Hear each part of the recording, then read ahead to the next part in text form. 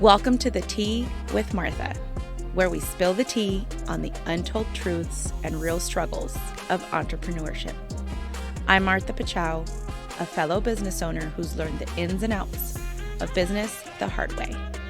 Get ready for unfiltered discussions on the highs, lows, and messy realities of entrepreneurship. It's time to spill the tea and vent it out with us. Welcome to another episode of the Tea with Martha. I am so excited today to interview one of my amazing friends. Her name is Marissa McElroy, and she is a holistic practitioner, among a lot of other things and hats that she wears. Her and her husband opened a school last year and now own a parenting magazine and have a resume of entrepreneur um, adventures that they've been on, which we are going to dive into today. But most importantly, I just want to say, Marissa, welcome. I'm so glad that you're on the show. I still remember the first day we met, and Yes. we were at a coffee shop at a conference, and you and Melissa were the first people I met, and I just fell in love Mhm. with you instantly. And it's been wonderful to get to know you over the last couple of years. So welcome to the show. Thanks for having me, Martha. I'm so excited to be here and chatting with you. I think we're gonna get into some good, juicy stuff. Yes, yes. But before we do, tell us about you and your family and just all the good stuff.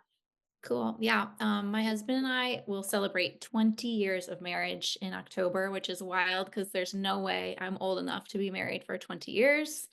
I'm 42 and we met in a bar.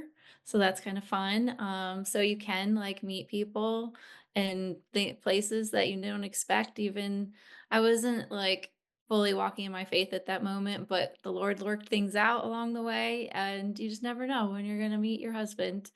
Oh, And so fun. We have two kids. My oldest is 12, and then a 9-year-old daughter. And we live in Wilmington, North Carolina, this adorable little coastal town. Um, yeah, there's so much in between there. I don't know what else to cover, but those are my important basics. yes, yes. They're the why, right? Yeah. Oh, why? Well, I mean, I know you and your husband have a journey, and tell us about your entrepreneur journey, and maybe some of the hardest things that you've overcome. I know currently you're a holistic practitioner, and I love following you, and I love just being on this journey of, as I'm in my early 40s, discovering I can't operate like I used to in my 20s and maybe early Mhm. 30s. My body is just changing Yep, among a lot of other things that we won't get into today. But, definitely. so I appreciate what you do because I think more women need to talk about it. I think more women like you who can align their faith with health Mhm. practices. Yeah, There's so many things out there that uh, maybe don't align with people of faith. And so totally. sometimes it can get 100%. a little tangled. So I appreciate Yeah. all the things you're doing. I think it's so needed. And I know it's just going to continue to snowball for you. So Thank keep you. going. Thank you. I'm excited um, about it. but what brought you, you guys have found success, but hasn't always been this way. So can you walk us through kind of the where you started and how you got to where you are today?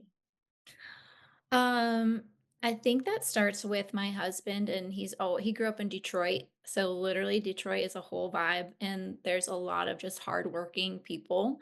And he started working when he was like 12. And he has always known that he was good at working in like sales and the marketplace.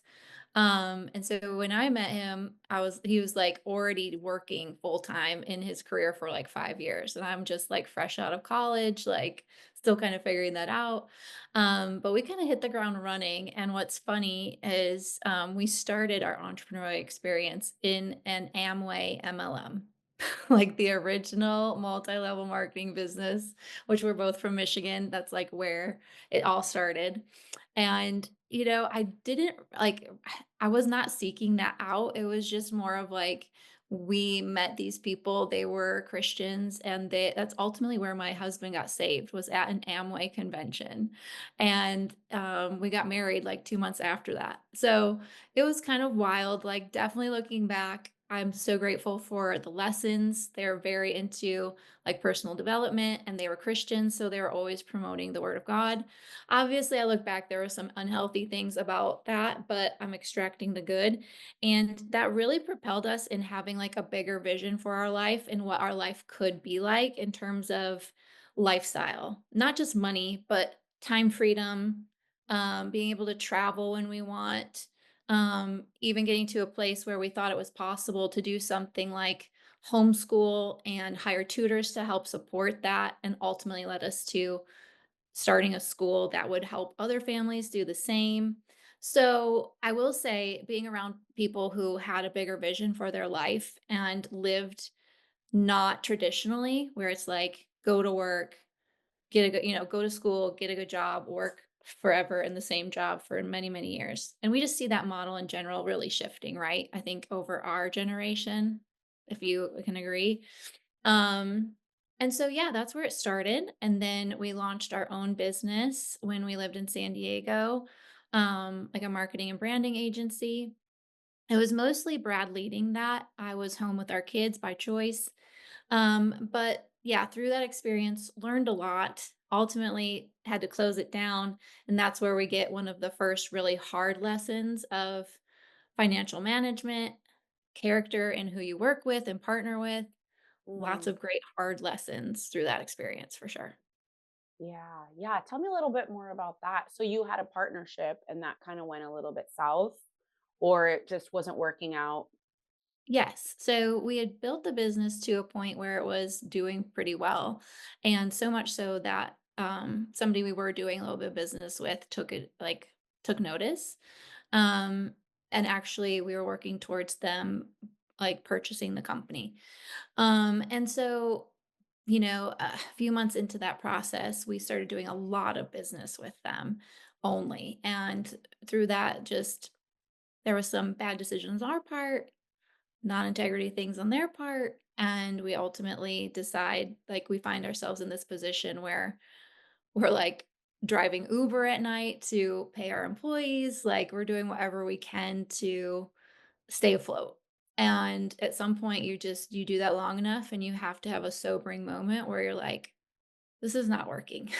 We need to either go all in and get like a cash infusion in some way, or we need to shut it down.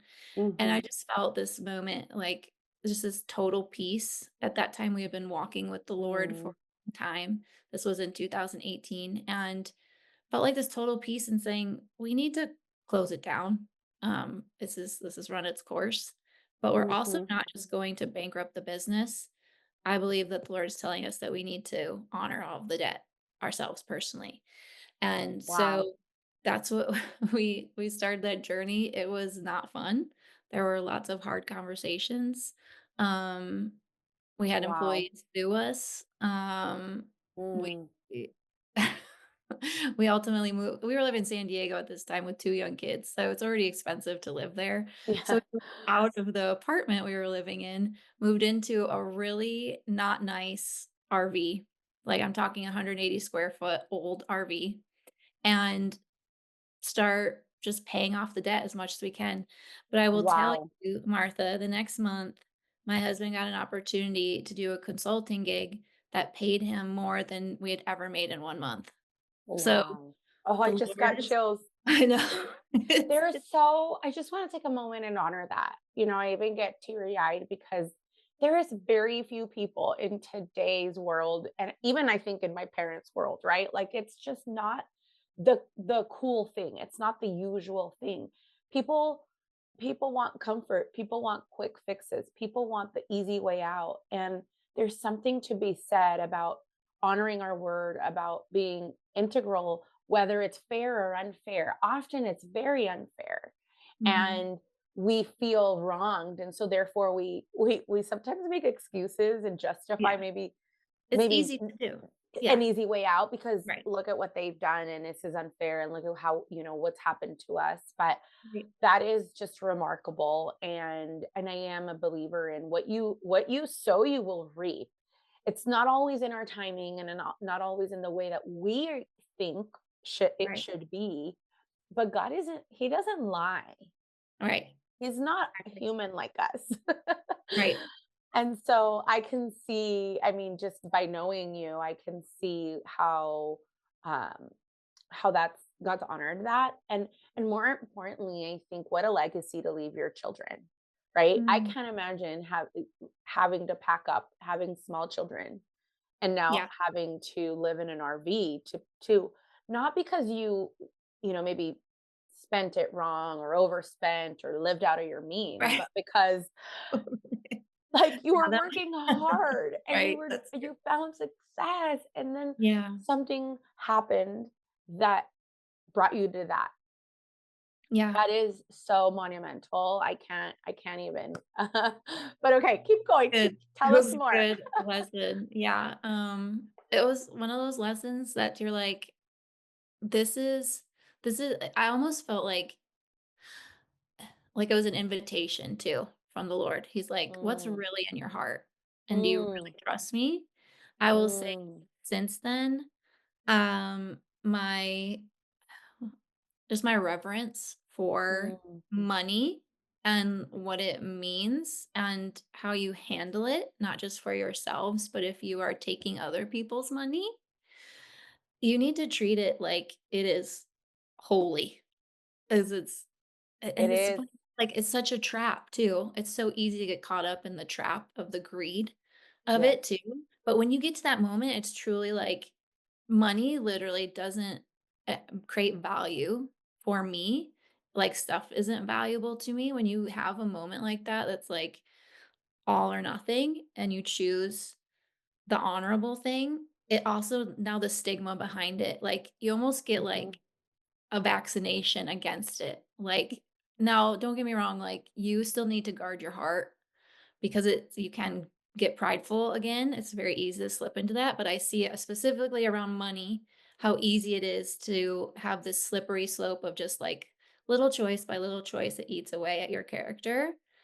And I will say I would make the same decision again just to know that like now we walk in such a level of character around money and finance that I think I see a lot of actual like just kind of lackadaisical attitudes around money and what it can do to you. Like obviously it's a great resource. I love prosperity. I believe that God wants us to be prosperous and not lack. But I will say some of us have forsaken our character to mhm, be mhm, prosperous. So mhm. something to hold with reverence. I think that is such an important part. Money is a subject that I don't think is talked about a lot in the church or taught. Or it's depending on how you grew up or where you grew up, sometimes there's this stigma attached to it. Mhm. And I think that number one, I agree, God wants us to be prosperous, but not at the cost. And that's where I think, people translate that money is a root of all evil. But it's really not. It's the love of Love money, money. right? It's Exactly. the love it's who you become, it's the character Yep. behind that. Like, are you willing to go live in an RV Yeah. to pay your debt, whether you're right or wrong? But Right. if you're willing to take ownership of your portion and even ownership of somebody else's portion in that case, Yeah. Yeah. right? So are you attached to the money? Are you attached to the honorable thing to do, because that's the difference, is Mhm. how we act around it, how we make decisions, and that's hard. That's Being an entrepreneur, people, I think, social media and podcasts, like and yeah. that's why I love to spill the tea, because it is Mhm. not all easy, it is not all fun.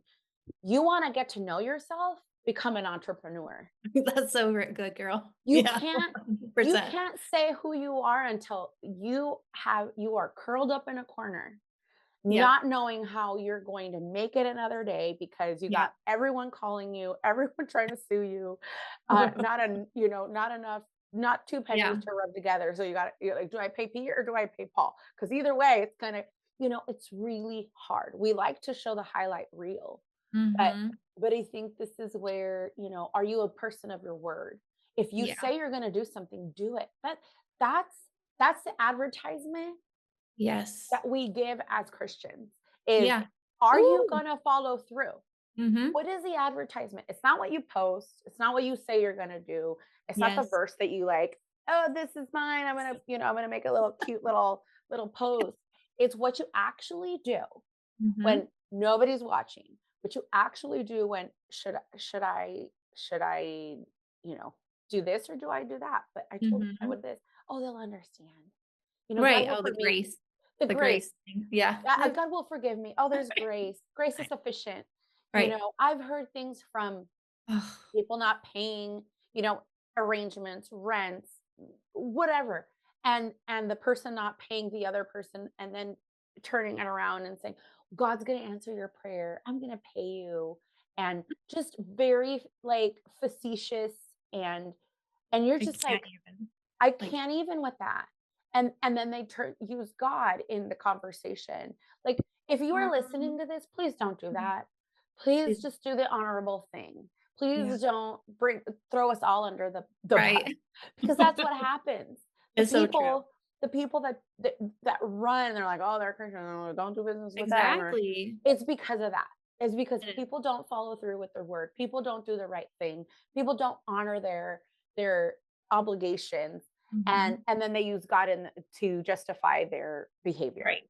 I get so fired up about Well, this, like, Martha, yeah, I you're can't hitting even. a you're hitting a thing, and I didn't realize how pervasive it was in Christian culture until, like, the last 5 years of experiencing it, and I was like, "Yo, like, the marketplace, people who are secular, don't know the Lord, are actually living at a higher standard, just so you know."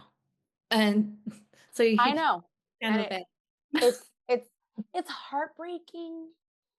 It's we can't use the Christian card, the God card to wiggle our way out of something that No, we've created or we put ourselves in. We we're not. have to take ownership. God Mhm. honors our work. He he ordained us to go to work so we could eat. And therefore, if that's a God ordained thing, then what are we doing? How are we showing up when the Yep. rubber meets the road? Not when there's excess, not when there's abundance, Oh, no, not that's when easy. it's easy. Right. It's very true. It's very true. And, Oh, ooh, or even, like, having a vision for something. I think we can also get caught up in, like, having a vision for something big, like world-changing vision. You still have something small that you have to steward right in front of you. yes. And you have to be capable. Like, your ability to visioneer and partner with the Lord on, like, that big thing, like, you also have to produce something and do something and bring value. Otherwise, it's literally the definition of, like, a Ponzi scheme. Like, I have a vision for this thing. Like, just put money into it, and nobody will ever actually produce or make anything. But this is a move. So we all just need to like get behind God. No, that's like how cults and Ponzi schemes get have so much. They Oh, happen a lot more than you think. my favorite is God told me, or Right. that, and it's just, Like, really? yeah. That's against the thing he told you to do is actually against his character. So probably wasn't the Lord. So true and so good. One of the things, so my husband is Israeli. He's a wonderful Jewish man. And one of the things that I think is so interesting as a Jewish culture, I actually heard this week. I was at a women's gathering, and Ruth Fernandez spoke, and so she talked about how $1 circulates 12 times in the Jewish community because Mm, they and I see this, I see this firsthand We are very involved in, our local kind of Jewish community because of my husband, Oh, it's cool. or Israeli community, I should say. But it is a Mm. very interesting dynamic to me. And I've said this like early on years ago when we first met, how they would rather do business with each other. They are seeking each other out to do business with each other, because they know who they're dealing with. They Wow. know, I think, yeah, things can go wrong. Don't get me wrong. I mean, they're still human, right? Yeah. But in general, uh, all over the world, Tom and I have traveled all over the world, and the minute that somebody, hears him speak, or we just happen to hear some other people speak Hebrew, or you Mm. just connect with people somehow, they like find each other. Wow. It is like a global network. They will connect you no matter where you are. Oh, you should go here. You should go there. Call this person. Go to dinner with this person. Oh, it's Shabbat. It's a Wow. high holiday. Go here, go there. There is a sense of global community like nothing else. That's the first layer. The second layer is the business and the money and the exchange. They help each other. My husband landed here in Arizona because one of his friends, he had only been here, I think, in the US maybe a year or two, and just kind of was trying to find his way, trying to start a business. And, they're very much come out here. I'm starting a business, help me, and you'll figure it out. I'm going to connect you with so and so. He's doing this business, it's going so well for him, and he's going to help you. It Mm. is like none other. And I always thought that, as a Mexican woman, I wonder if Mexicans, if we helped each other as much, and in relation to this conversation, I wonder Wow. if as Christians we helped each other as much, and we were honorable. Because I think the thing about, when you think about $1 spent circulates in the Jewish community 12 times compared to the Christian community as zero. People don't like to do business with Yeah. other Christians because of what we were just talking about. Yeah, it's very true. Or even like, we learned a hard lesson during that season of the old business that we closed down of even hiring other Christians like from church and like just saying that some of the non-Christian people were actually like working harder, less like free to just like ask for days off, like yeah, there was a difference and it Yeah. wasn't necessarily always good. And so then after that, we're like, we're definitely not hiring people from church anymore, which is so sad. It is Also, sad. I'm curious about like the Hebrew culture. Don't they do like, I mean, biblically, they were like doing life together. It was very like community based. So they would know like some of your ish, like behind closed Yeah. doors, right? They would probably know a lot about you. And but because of that, they were held to a higher accountability. And I think today it's so easy to hide behind social media and you never Mhm. really know people like Mhm. intimately behind closed doors, that's part of the problem. Well, I have a good friend, Michelle Berinsky. She's here locally, and one of the things she always says that I love is, you can't measure people. You can't fall in love with them, and you got to see their fruit, right? And Amen. it's not from judgment. No, yeah. Not It's not a coming from a place of judging you, and are you going am No, I going to filter in you out? Are you good enough for me? Am I good enough for you? No. no, It's not about no. the fruit of your life is going to speak. Again, it's the advertisement. What am I Mhm. advertising? And how am I showing up? And what do people think?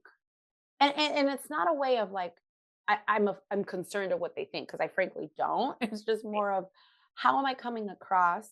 Is the advertisement of my life, the fruits of my labor, the fruits of my word, the fruits of my family, Yep. how what message are we giving? Because that's what speaks the most, more than anything you can say, write, post, Mhm. record. It's we're a billboard, and Yep.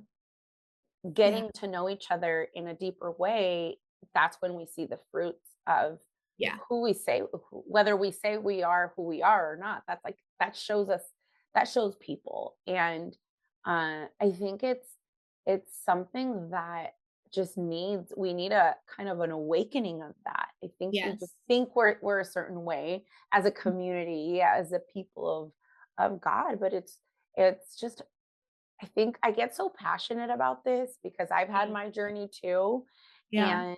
and it's so hard when people are just not congruent. It repels me. Like, Yeah. I run for the Run. hills. I'm Red just like, flag. yeah, red flag. Thank you. Yep. My circle is just so, I've just become, I just can't. I can't do life. I can't do life with that type of people. And I love them and I bless them and I don't wish them ill at all. I just don't want to Right. do life with that. No. Yeah. I think it's a really good lesson. I think, like, even, like, younger women who are navigating their faith and deciding, like, who to bring into their life as either, like, somebody to listen to who's farther along in their faith, or who to, like, really hitch their wagon to. Because I think it's so easy, again, with social media to, like, see charismatic women who maybe Mm. have a bigger platform. Just look for the fruit. And if you can't Mhm. get close enough in proximity to know the fruit, then, like, move on and find Mhm. somebody locally who you can actually be discipled by. Discipleship is not coaching. Discipleship is, like, where you actually do life closely and intimately, um, Yeah. in person. I will say I have women that I glean from, obviously, like, the group we're a part of. We don't do life, in the same location necessarily all the time, but we are doing life collectively online and together, and we all hold the same values because that's part of why we're a part of this group. But again, like, I couldn't even, like, ask you to disciple me because we don't do life closely together physically. Like, it's Mhm. too Mhm. easy to hide behind these screens and not actually see the fruit of people's life. And it's like, but So good. what is the fruit of the spirit? It's so simple, but yet we look at the physical things, and none of them are physical. They're like positions of the heart, like Yes. kindness, gentleness, self-control. Like, how you can't measure that from far away. Mhm. And Yeah, our how do you treat the waiter at the Yeah, at the cafe? right. Right. So it's just interesting to think about, like, the world would say fruit is, and then, like, what the Lord says fruit is. And it has very little to do with our giftings and actually our heart position. So I love King David because he says, like, God calls him a man after his heart. And that dude was like, he went through some stuff. He was like kind of crazy in some of those songs. But ultimately, like, he could still be labeled a man after God's heart, even with how much he failed, because he was just, like, willing to chase after him so richly. So, I don't know, there's so much good stuff to talk about on this topic. Yes, I love this. So tell us a little bit about, I know that, you guys went through that hardship and thankfully you are on the other side and you moved a couple times and done a couple projects, but kind of where are you guys at now and what do what's been your biggest takeaway through this quite adventurous journey of yours? Um, that's my biggest takeaway, that focusing on the real, like, kingdom priorities first and where you put your time and attention and energy matters more than anything else. What do I mean by that? After we went through that hard year, I mean, it was longer than that, but it was very intense for about a year. Then COVID hit and Mm. God opened the doors. He said, it's time to leave California. Um, and we did, but we did it with honor. Our pastors agreed with us. Anyways, we move and, like, God starts to open doors for us to really, because we had gone through the stressful thing, we honestly were kind of, like, unfazed by COVID because we were like, "We're handling something way harder personally." Like, we're healthy, like, I don't wanna undermine anybody who was not healthy or lost somebody, but for us, we're like, we already went through the hardest thing in our life. We are not worried about this COVID thing. And so we're just gonna go like restart our life, Yes. And so the Lord started talking to us about family, marriage, Mm. priorities, the unsexy things, but they are truly the sexy things when you get rid of the world's perspective. And we just got intentional about our marriage being healthy, our family being first. Truly, when we look at our calendars and we developed a weekly meeting where we talk through our family, we talk through what each other needs, we go on dates on other nights. And so, like, really reset our priorities in that season. And now it's like the anchor. Obviously, our faith is a huge part of that and is like the reason and the foundation of all of it. But even now that we have undertaken other things like running a school, opening other businesses, we're always recalibrating back to the priorities. And did we go on a date? Did we spend time together? Do our kids feel loved? Are we saying yes to too many things outside of that? Because that needs to be the first cup that's filled because they're our kids are our fruit, our first fruits. And I believe that like they should be our most richest disciples. So if we're more focused on pouring into other places, then why? Why are we doing Mm. that? And ultimately, I believe that, being a mom and being a dad is like the best form of discipleship. It's your first ministry. So it really resetting our priorities has been like the best thing to, and also to not overcommit so that we don't have margin or rest in our schedule has been the other biggest takeaway because it matters. Yes. Yes, I love how you're always promoting the rest and so tell me how what brought you into getting into holistic practicing and helping women because I think that is probably very much correlates to the values that you have, but uh Yeah. take us there. Mm. Yeah. So, I mean, obviously, we walked through something very stressful with the shutting down of the business and then moving and COVID. And through that, I just like stopped taking care of myself. I wasn't really great at it before then, but, having little kids, going through a big life transition, I didn't have the tools to like unload stress or Mm, process the emotions that came with it. I found myself having full-blown adrenal fatigue and later in 2020, like, couldn't get off the couch, I was so tired. mhm. And, part of that was emotional, part of it was physical, and started seeking answers, and How old were you at the time? Was it like mid-30s maybe? yeah, so this was Mhm. 5 years ago, so, like, 38-ish. Also, like, now what I know is, like, hormones start changing, Mhm. perimenopause is very real. It can be the 10 years leading up to menopause, and stress and burnout aggravate that, so make it worse. Yeah. So all of that is happening, and I was already, like, in the holistic space, like, living in California, raising my kids kind of more naturally, kind of granola.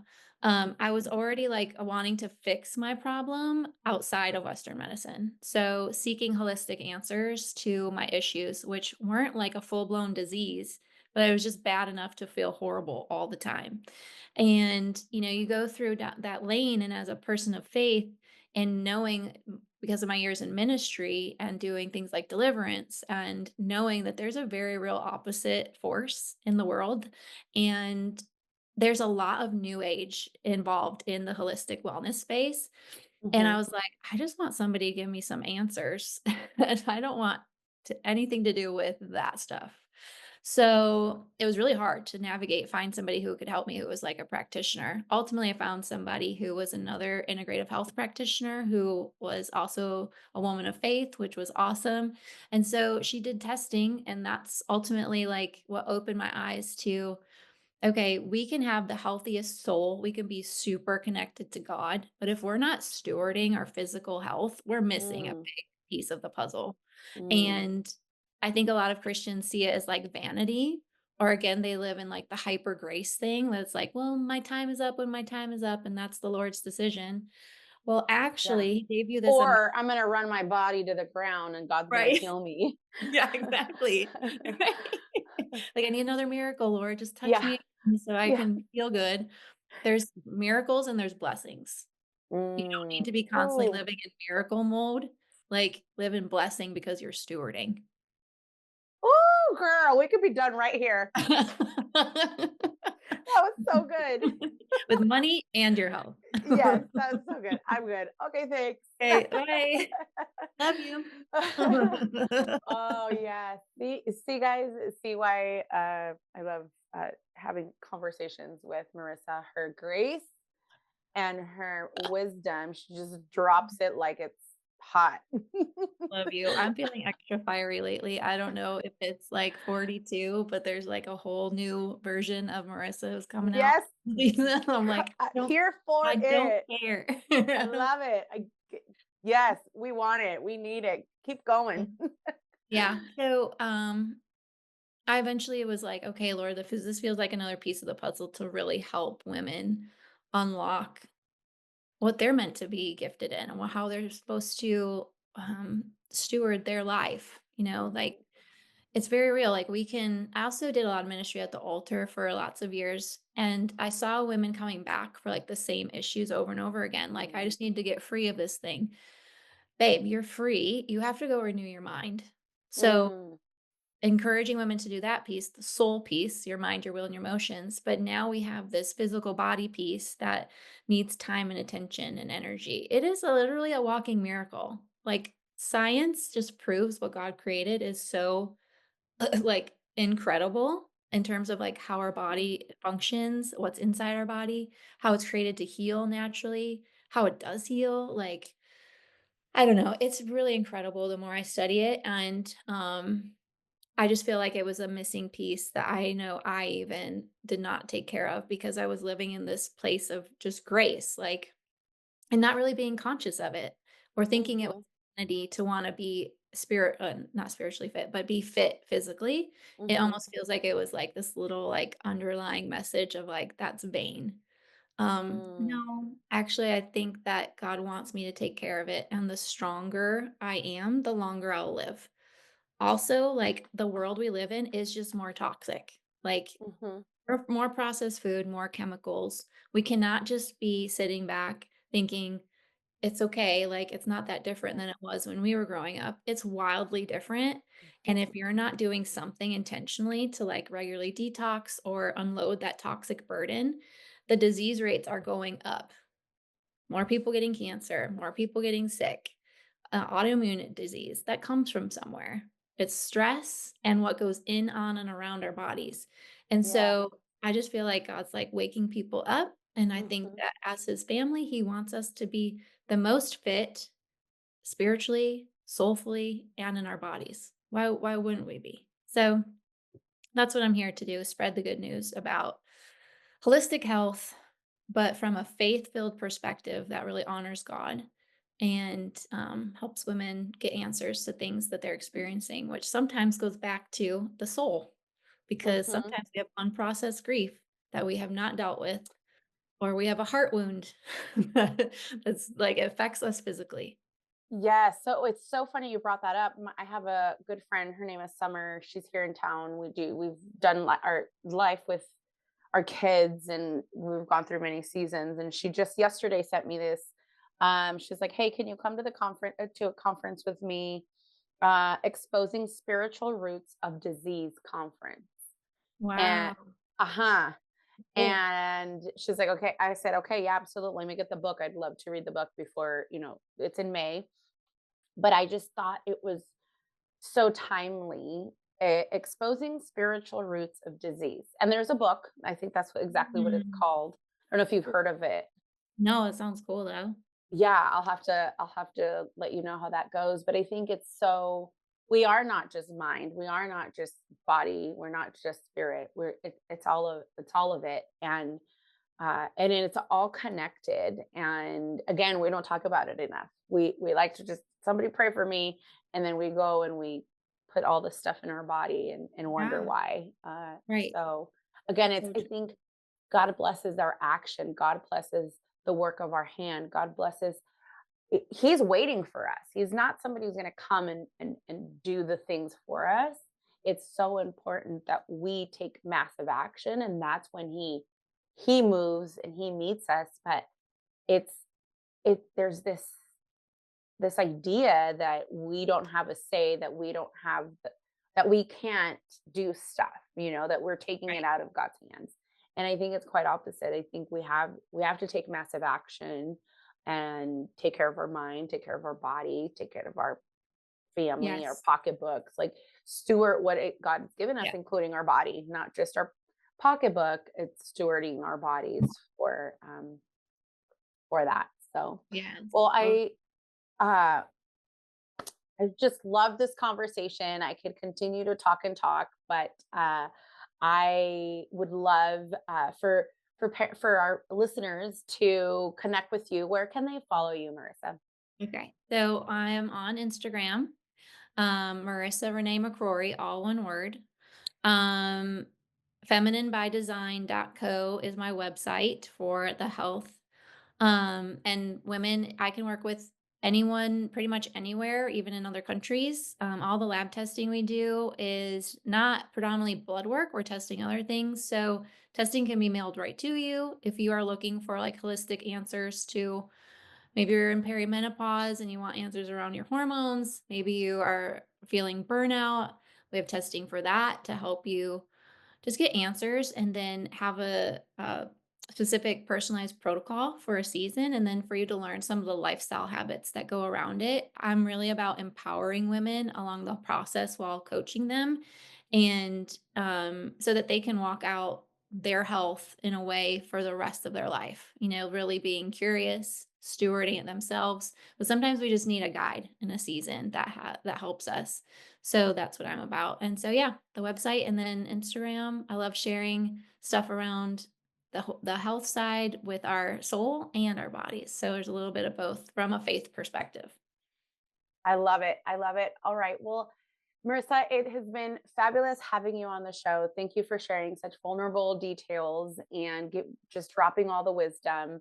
And I can't wait to continue this journey with you, and uh, especially the perimenopause journey. I know, So, right? We need to do a whole other episode about yeah, perimenopause. I think we need part two for sure. I love that. I love you, Oh, Martha. Thanks for I love having me. you. Thanks for everybody for listening. Thank you for joining me on another episode. If you enjoyed today's tea, make sure to follow, rate, and leave a review. Stay connected with us on social media at The Tea with Martha for updates and behind the scenes moments. Remember, every woman's story is a sip of inspiration, and together we're brewing success. This is Martha signing off. Cheers!